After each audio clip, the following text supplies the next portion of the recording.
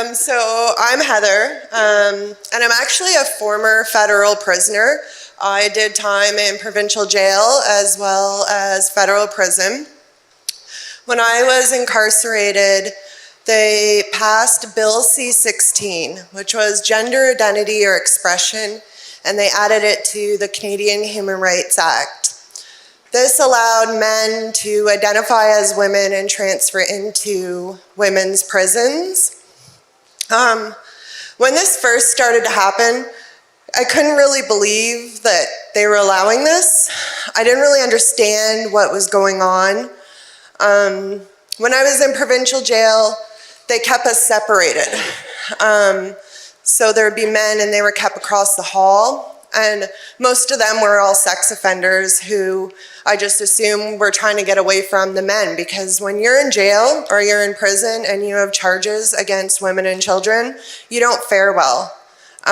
You're in danger. Your life's in danger. So they usually head out across the hall on the women's side.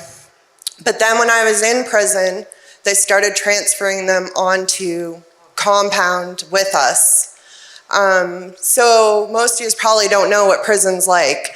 I was incarcerated at Grand Valley Institution for Women in Kitchener, Ontario. There are 6 women's prisons across Canada.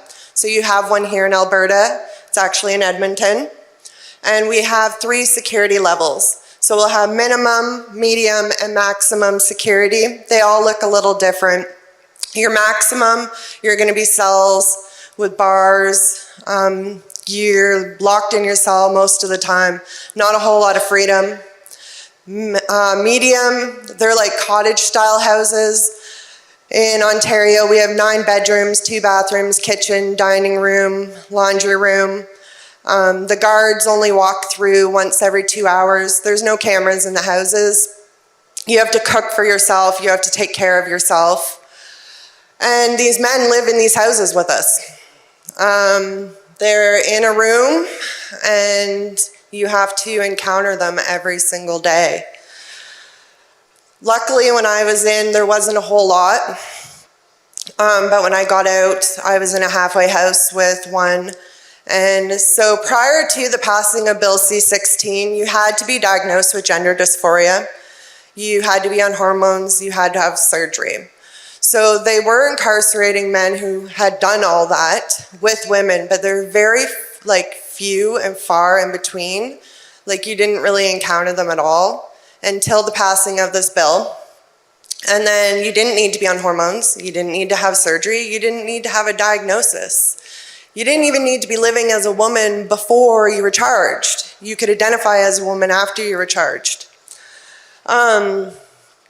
CSC actually just did some research. They released it last year. They studied the profiles of their gender diverse prisoners, and this is what they found. 44% of trans-identified males incarcerated in federal prison are sex offenders. Surprise, surprise. That's nearly 50%. They also found that 86% were incarcerated for violent crimes, and that 94% of them committed their crimes while living as their biological sex. So nearly 100% of these men committed these violent or sexual crimes as men, and then once charged, identified as women. Crazy, right? And this is what I've been saying the whole time, and trans activists want to say I'm lying. But now we have the research that shows it. I also put out a survey to women in prison and women that were on parole in halfway houses, because I wanted the public to know how they felt and what it was like to be incarcerated with these men. So there was approximately 60 women that filled out the survey and handed it back to me. And what we found was that a majority of them felt unsafe. 80% had experienced at least one negative behavior, with 43% being sexually harassed. The survey included a comment section where women could further describe their experiences, and Gender Dissent, which is an organization in Canada, they write articles about all this gender nonsense. They actually took the women's comments and they put them on infographics for people to be able to look at. And you can actually download them off of their website if you would like to read them. It highlights the criminalized women's voices and lets them tell you what's going on inside. So some of the things that have been happening have been physical assaults, sexual assaults, pregnancies, abortions, anything you can imagine has been going on. CSC is very, very bad for keeping documents, letting the public know what's going on. So if you want any information, you actually have to do an access to information request, and you have to request the information. And most of the time they either say they don't collect that information, or they don't have records of it, or they'll send you something and it'll be blacked out. So then you have to fight to find out what it says.